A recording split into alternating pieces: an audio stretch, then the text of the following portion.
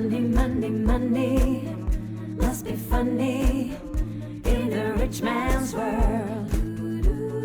Money, money. Greetings from Castle Goring, from Mickey, Aurora, and from me. Well, well, well. I have a lot to celebrate today. I've had very good news on several fronts. And I have some interesting news to impart, which I'm going to interweave. So, without further ado, I'm going to plunge in without being too specific, and I'm going to read out what Berry and Mango has to say. Harry and his wayward spouse are the lessons each of them had to learn. They are burning down each other's towers. They don't know it yet. People who bring down others as they do and did usually implode and eat each other up. It's the law of nature, and nobody can stop it from happening. It's the way of the winds, waves, clouds, destiny. That's a very interesting philosophical observation that Berry and Mango, I love some of these names, has made.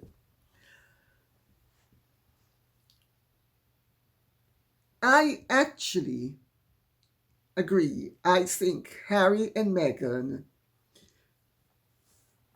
have, well, actually, let me rephrase that. All couples have life lessons to learn from each other, or having learned the lessons, they benefit each other. People don't seem to understand when they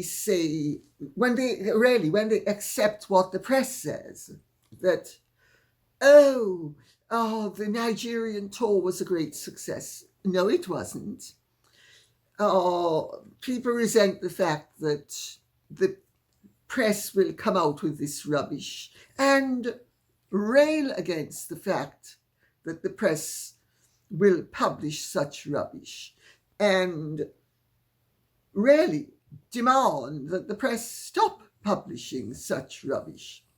But in a free society, the press is allowed to publish what it wants, as long as it is not defamatory. And if it is opinion, even if it is a fallacy, they are still allowed to publish it. But Harry and Meghan are not succeeding. They are visibly before our eyes, consuming themselves, having consumed the positive aspects of their reputation.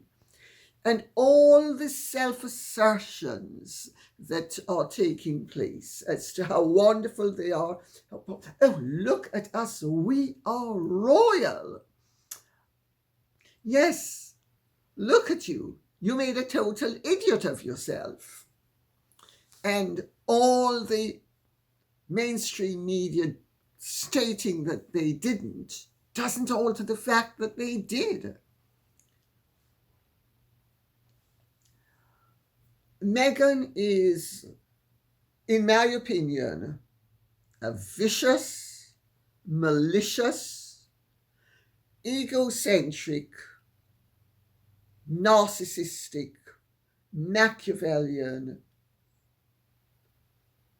conniving, a vicious personality who has her merits,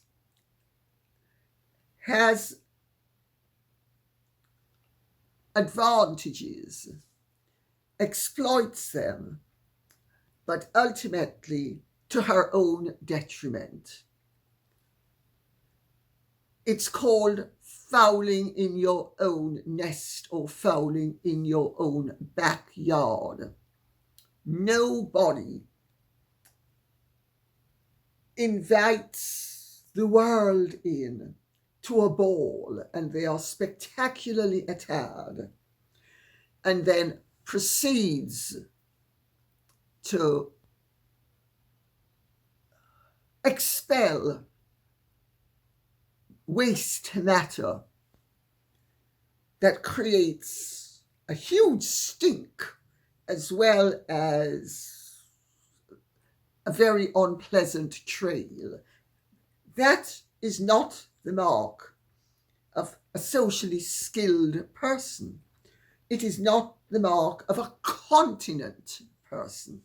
It is the mark of an incontinent person. And if somebody does it actually, you immediately realize it. Well, if somebody does it metaphorically, why would you not realize it? But I agree. I think they are there to teach each other. We all are. I mean, every man-woman relationship that any of us would have, or man-man if you're gay, or woman-woman if you're gay, has something to teach you. And it's about yourself, about your virtues, about your failings. Life is a wonderful journey of acquiring knowledge and hopefully wisdom. Well, they say experience teaches wisdom. Not always. Sometimes experience teaches people who are incapable of learning life lessons. It teaches them to perfect the art of their destructive conduct. So, I hope I'm not being too esoteric, but believe me, I'm not going to be for a second longer. Because Donna Relaxing says, "Dearest Lady C, we are approaching June, leaving spring and welcoming summer. There has been no big block capitals. Drop of major information you predicted the first week of January and continued to predict. First in the 3 months, then in 5. Can you please update us on this?" I quote, "And Harry won't be able to help her." Okay.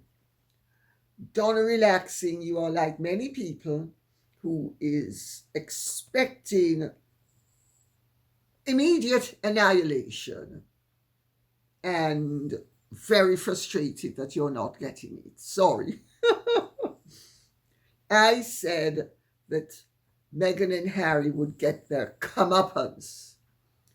Now, in the last several months, and I need to be very careful what I'm saying, because there are legal ramifications to certain issues.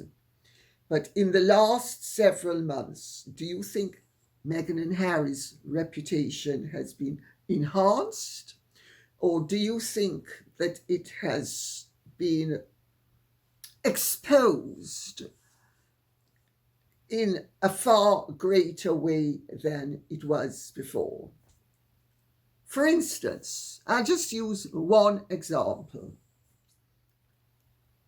Their detrimental and destructive effect upon each other and upon their causes and their financial and professional insufficiencies. And that's before we get to really hot potatoes like the extension of Bill Simmons' accusation that they are grifters and the subject of whether they have been absolved of doubt as to the way their children came into existence.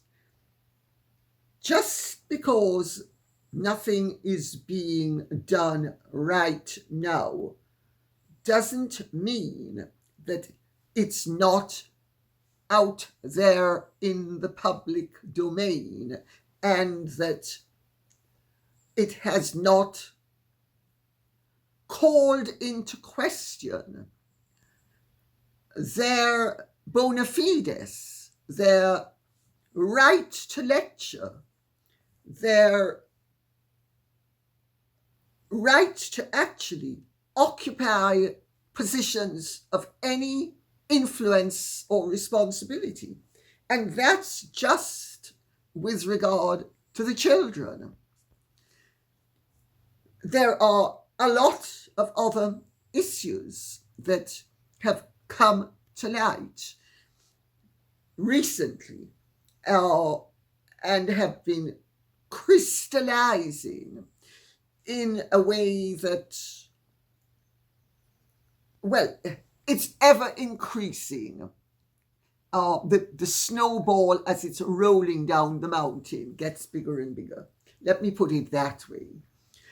Because there is amongst many people the general belief that those children were brought into being in very extraordinary manners, and that there are valid questions that need to be answered as to whether they have the rights that they superficially and ostensibly possess. Then you get to other things like Meghan the style icon. Well, we've just had a day or two ago Julian MacDonald, who's one of the leading designers of the age, spin around and say that he loves working with Queen Camilla. He would be thrilled to work with Catherine, and he wouldn't touch Meghan with a barge pole. Now, Meghan also has not been asked to the Met Ball. She wasn't asked to Gwyneth Paltrow's party. She's not been asked to anything of any consequence. Don't you think all of this is for a reason? Don't you think that this is not a cause for them to be celebrating? Then you have Arthur Edwards, the photographer, who is a very respected figure in royal circles. He was recently on the Sun's podcast, I suppose you'd call it, or broadcast, anyway, whatever it's called, with Matt Wilkinson, who is the Sun's royal editor. Well, of course, the Sun is owned by Rupert Murdoch, and Harry has just crashed and burnt, as has David Sherborne, thanks to Mr. Justice Fancourt, in terms of Harry trying to take the fight to Rupert Murdoch himself and bring him down. And Arthur Edwards made it absolutely clear that his experience of Harry and Meghan's wedding was the most miserable experience of his royal life.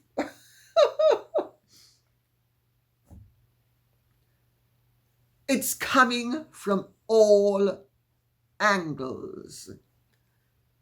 Just because things haven't gelled fully doesn't mean that things aren't happening. And a comeuppance doesn't mean the same as an annihilation. So I hope that answers the question. S.K.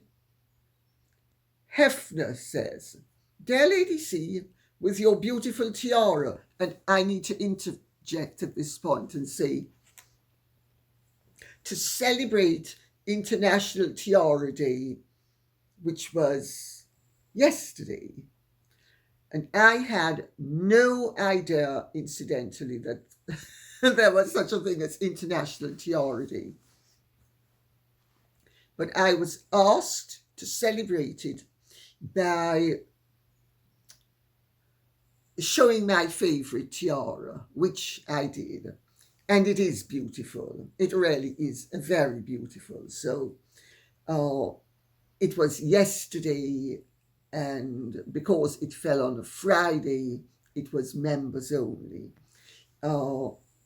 So I'm sorry that it didn't fall on a Saturday or a Thursday or a Tuesday. Next year it falls on a Saturday. So anyway, that's the allusion to my beautiful tiara, and it really is beautiful. The whole parole is absolutely gorgeous, and I'm very grateful to be able to have the privilege of being able to wear something like that. One needs to count one's blessings. At least I believe in counting my blessings. So, do you think Harry and Meghan would have remained in the UK for a longer period of time had they been allowed a wing at Windsor Castle or the run of Frogmore House? They appeared so disgruntled when they left. I wonder if they would have remained longer had they gotten their way. No. The answer is no. What it would have done was empowered them to march even bigger and better and more effectively than they marched. They wouldn't have had to have gone down the negative route, which they did, once the Queen chopped them off at the knees and said, you can't be half in, half out, and no royal thank you very much. They were then left with a huge dilemma. What did they have to sell? What? Not only did they have to sell, but what did they possess that was going to be of any interest to the public? And of course, Meghan and Harry, who are both extremely negative characters, and we don't even need to ask why anybody would come to that conclusion. One only needs to look at their conduct to see how negative they are. When they couldn't flog the look how important I am horse, and because their game plan was to be half in, half out, which really meant 7/8 out, 1/8 in, topping up their prestige and taking it back to America and selling, and they would have been full of the joys of how wonderful being royal was, and how, yes, there are always problems in families, but we all pull together. And yes, we have difficulties, everybody does, but we nobly rise to the occasion. That would have been the diatribe. And they would have been flogging their importance for all it was worth. But they weren't able to do that, so then they came up with the negatives. But had they been given a wing in Windsor Castle, or had they been given Frogmore House, it would not have made them stay here 1 second longer.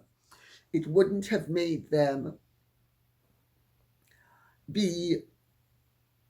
it would have made them more desirable, because they wouldn't have had the humiliation of living in a cottage.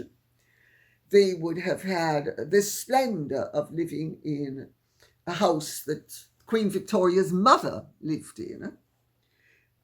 Or alternatively, that the Queen was the Queen's main home, Windsor Castle. Frogmore House was the Duchess of Kent, Queen Victoria's mother.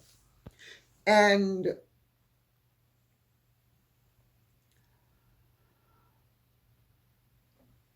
Meghan was determined to milk being royal for all it was worth, for hard cash. The Queen was very clever.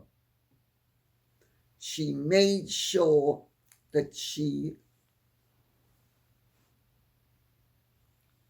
kept their swollen heads in sufficient of a vice that they would not expand to the extent where they were empowered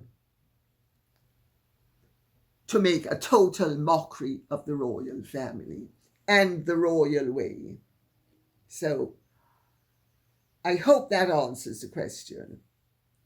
VR Nerd says, who said he's not using Meghan, me again, to rebel and be in the spotlight? Very well observed. Very good question. A lot of people who know Harry think that Meghan liberated Harry and that she let the genie out of the bottle. But the genie was delighted to get out of the bottle. And the genie was delighted to finally meet someone who wouldn't say, oh, come on, Harry, come on. I mean, you're not hard done by. You're not a victim of a terrible and cruel fate because you are the spare. You are one of the most privileged people on earth.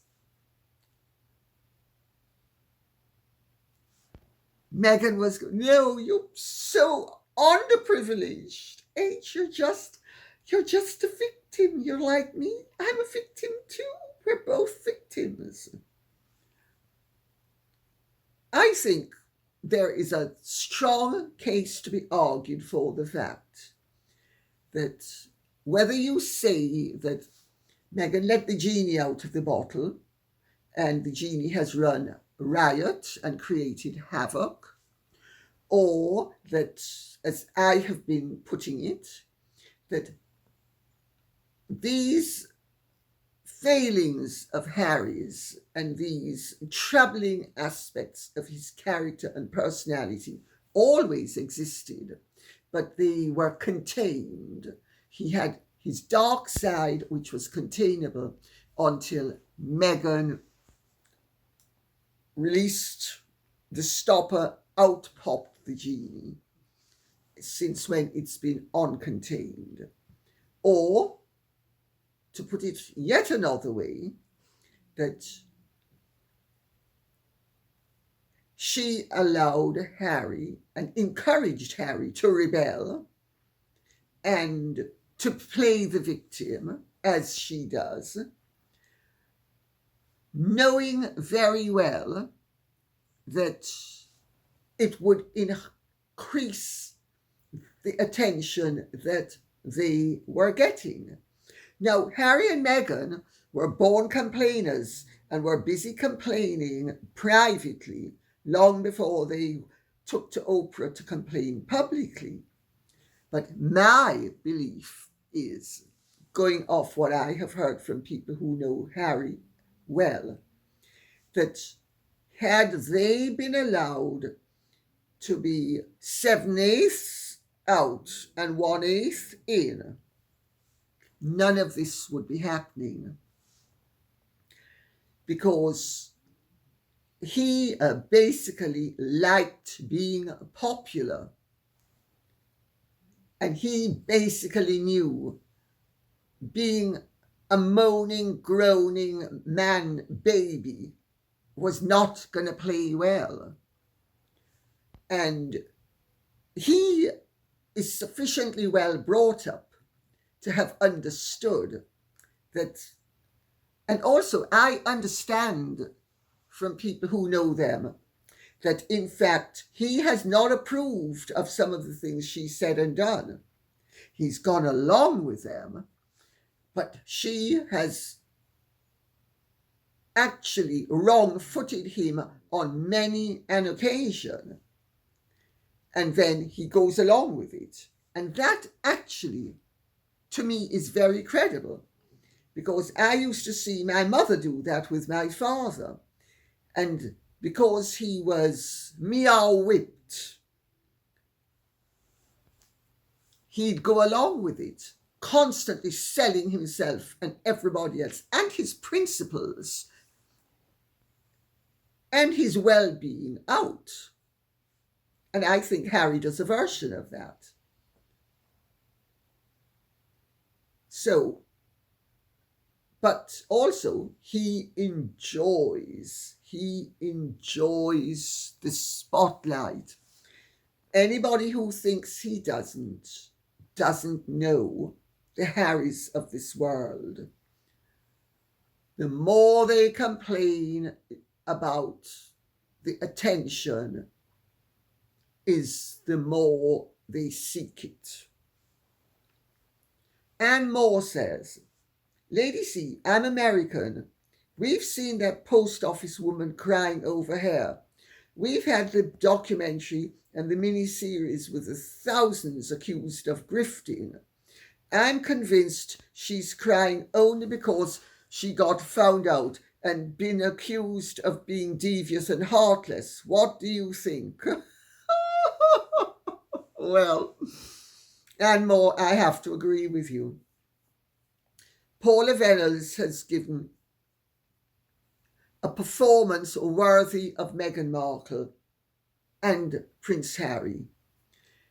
I have found her evidence to be reprehensible and disgusting, and she is a past mistress at yes, but I'm totally honest, and I really always set out to be good and honest. The woman, in my opinion, is the archetypal hypocrite. She is vain. She is ruthless. She is highly selective in choosing aspects of any situation to further her self-interest and preserve her faux wonderfulness, which couldn't be less wonderful. I actually think that Paula Vennells should be charged with various crimes. I think what she has overseen and the evidence she has given makes it absolutely clear that even though she doesn't admit to wrongdoing, she admits to mistakes but not wrongdoing, because she's a sanctimonious hypocrite. And if she thinks I'm being unfair and that I'm defaming her, sue me, Paula Vennells. Sue me. I'll see you in court, because you have hanged yourself with every single word out of your mouth. You are a sanctimonious, heartless, overambitious hypocrite. I think she should be charged with various crimes. When you stop to think of what she knew and when she knew it, and how she did absolutely nothing except try to bury the evidence. Sorry, I think she should be charged with crimes, and the malfeasance, the abuse of power is so breathtaking that I cannot see that any slap on the wrist in terms of a remonstration, and she's not charged with any crime. She's committed several crimes. And if she didn't know it, she needs to be taught the difference between right and wrong. Instead of which, at the moment, she thinks right is whatever she determines it is, and whatever her self-interest and sanctimonious hypocrisy dictate that it is. I think the woman is horrendous. And to think that she is a priest. God help us. Although, you know, my therapist, Basil Panzer, used to say, be very careful of the caring professions. They have a higher percentage of sociopaths than any other profession. Paula Vennells doesn't know the difference between good and bad, right and wrong, duty and self-interest. And if she does, that makes it even worse. Valdak says, Dear Lady C, with your vast knowledge and inside information, oh, my poor head is going to burst. Can you please enlighten us why Meghan is still demanding an apology from the royal family? What exactly is the apology for? Racism?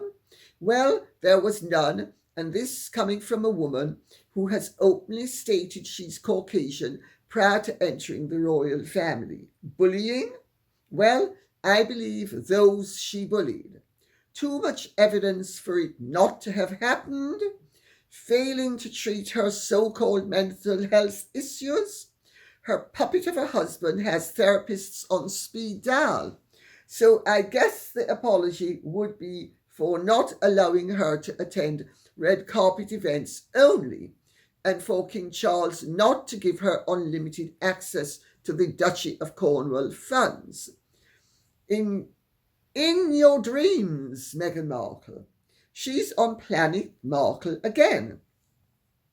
And with all her multicultural, multicontinental DNA, she's the only occupant. Harry gets to visit occasionally. Much love to you and the fur babies. Well, you have actually hit the nail very firmly on the head, in my opinion. Meghan's opportunistic ideation, and I'm not even going to mention the ideation of what, is as convincing as Paula Vennells' evidence. Totally unconvincing. She's a bully. She's a terrible bully. And she's always been a terrible bully. If she thinks I'm doing her an injustice, my dear girl, please feel free to sue me. By the time I'm through calling your former friends and your family and his family, not to mention the employees. Oh dear, oh dear. But I'm sure Meghan's going to be clever enough to avoid the trap that Paula Vennells has fallen into. But Paula Vennells didn't have a choice. Racism. She played the race card from the very beginning to muzzle everybody because she's clever enough to know that nowadays black is beautiful at all times and in all spaces and conditions, even when it's a black heart like hers.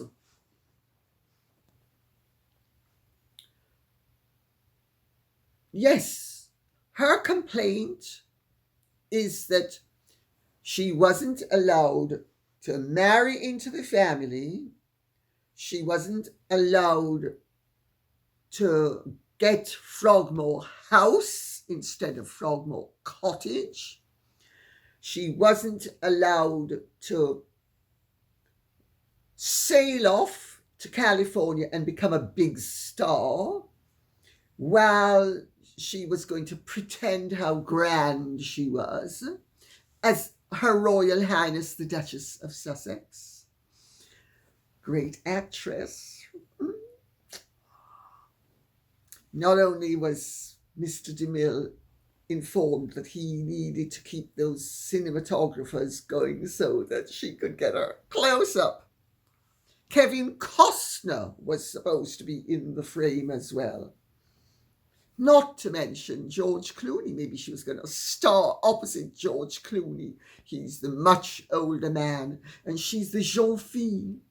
Oh, I'm almost a virgin. Yes, almost. Well, almost is a very, very elastic state of affairs. But I'm a jeune fille. He's a man in his 50s.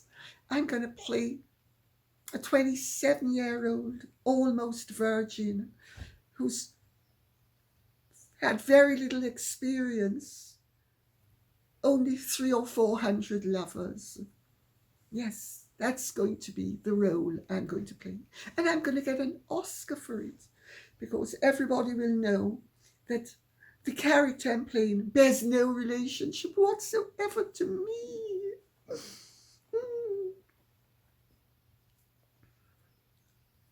Cynical, ruthless opportunism, in my view. She wanted unlimited access to money, and when she couldn't get it through the Duchy of Cornwall, she wanted to get it through marching and milking the royal status in the United States of America. That's what that was all about. And we will end with GB, who says, "Hello, dear Lady C." Oh, thank you. Very sweet of you. "You are looking fabulously elegant as usual." I don't know what I had on, sorry, but thank you. I do try, and it's nice to know that some people think I succeed. It was said yesterday that the toxic duo have got Ghana in their sights for the next faux royal tour, allegedly. Have you heard this? Also, can you clarify the King's power to remove princely titles and Parliament's power regarding the ducal title? There seems to be an awful lot of confusion about this. Thank you. Okay, well, funnily enough, a very old friend of mine, well, long-standing, is the daughter of one of the former kings of the Ashantis. And I have deliberately not tried to ask her or her children anything about any of this, because I would not wish to compromise her, because she has also been a Ghanaian ambassador, and she is a wonderful, wonderful woman. She's also a doctor, incidentally, and she's a lovely, lovely person. So I qualify by saying that because people who know that we are friendly might leap to the wrong conclusion, and I don't want that to happen, especially as how one or two of them have press connections, and I'm not prepared to drop any friend of mine in it at all. So, having said that, the word is that Ghana would be interested, yes, and quite frankly, if these countries wish to promote themselves using one of the most newsworthy couples on earth, albeit infamous and controversial, nevertheless newsworthy, I'm not going to say they shouldn't. You see where conflicts of interest come in? It's not in the royal family's best interests to have Meghan and Harry floating about the place, doing pseudo-royal visits. But it is certainly in the interest of the countries if they will get good publicity or good attention or even just attention, which they can then spin positively. The duty of a leader of a country, or the duty of all leaders of all countries, because you can have many leaders as opposed to one main leader, you can have parliamentarians, etc., to promote the best interests of their country. So I have nothing against Ghana or any other state if Harry and Meghan wish to be used by them and wish to use them. I have nothing against those states taking advantage of Harry and Meghan's opportunism, because their primary obligation, they being the states concerned, is to their own countries, not to the British monarchy. Ghana is a republic. Nigeria is a republic.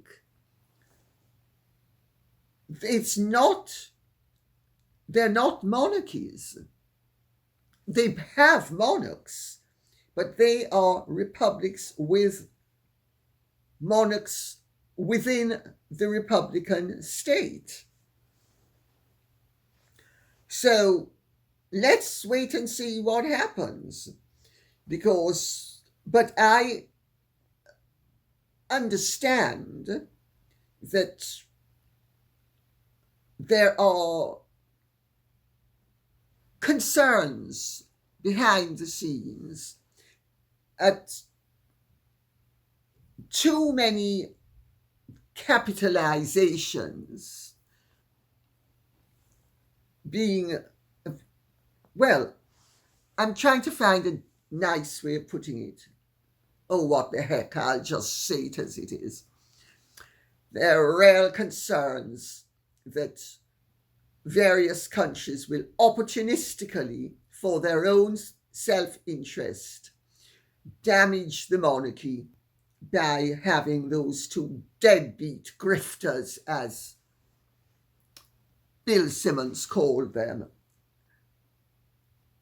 parading around the place. So let's see. Now, as for the second part of the question, the king has the power to remove Harry's princely title and rank. He does not have the power to remove his peerage. It's as simple as that. nor does he have the power to remove Harry from the line of succession. Even King Henry VIII didn't have the power to remove somebody's title. Parliament had to attaint. There had to be bills of attainder to strip somebody of a peerage and then have them tried for treason and deprived of their titles, their peerages.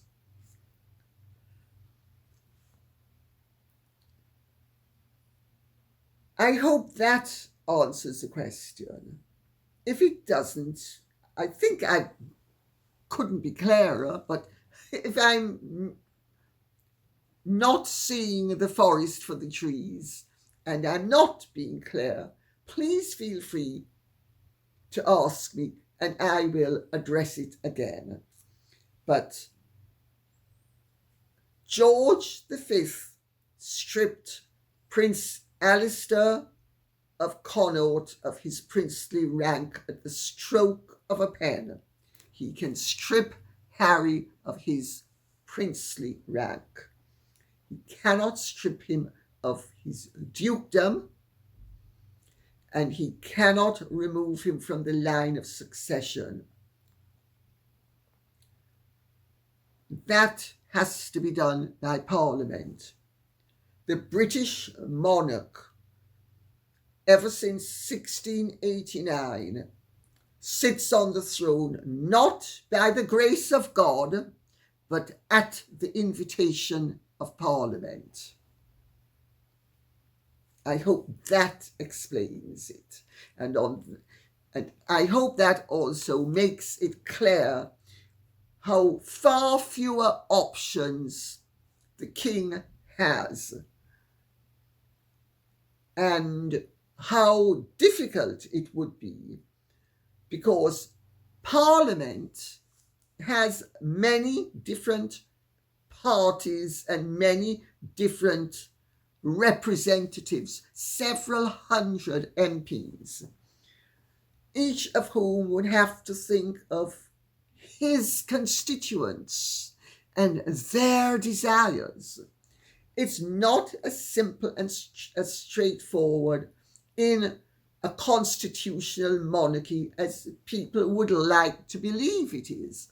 And it would be really nice if people could wake up to that fact.